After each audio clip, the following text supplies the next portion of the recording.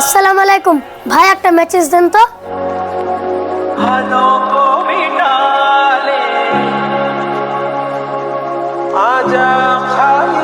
Matches লাগবে আপনার, দাঁড়ান দিচ্ছি।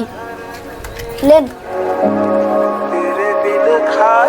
কিরে, মসজিদের ইমাম ম্যাচেস লিয়া কি করবে? সিগারেট খাওয়া ধরলো নাকি?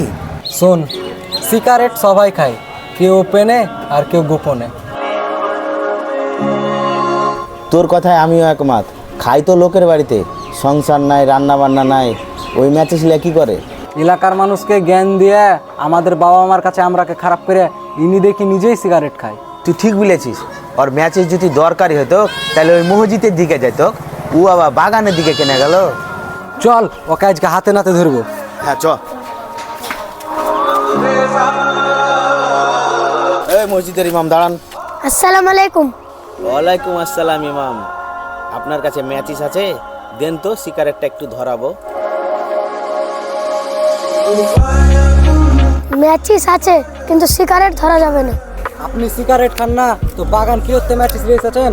গাঁজা খেতে? আস্তাগফিরুল্লাহ, আপনি কি বলছেন? এত সাধু সাজিয়েন না, আপনার ব্যাপারে সবারই ধারণা হয়ে গেছে। মানুষের কাছে ভালো হয়ে থাকেন আর তলে তলে সব খান।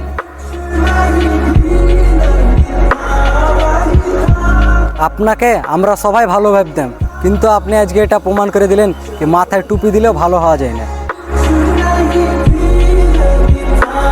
আমাকে আপনারা ভুল বুঝছেন। কে ভুল বুঝছে?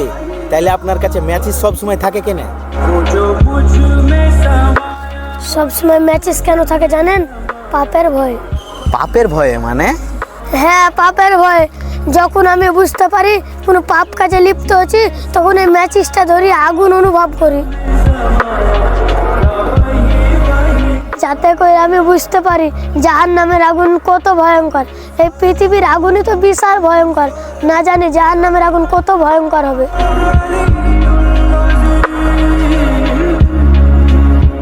এই ম্যাচেসের আগুনের তাপই সহ্য করতে পারি না। যদি আমাকে জাহান্নামের আগুনে ফেলিয়ে দেয়, আমি ওই তাপ সহ্য করব কি করে?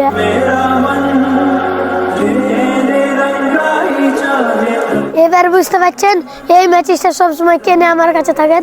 আপনারা না জানে না বুঝে আমাকে মিথ্যা অপবাদ দিলেন।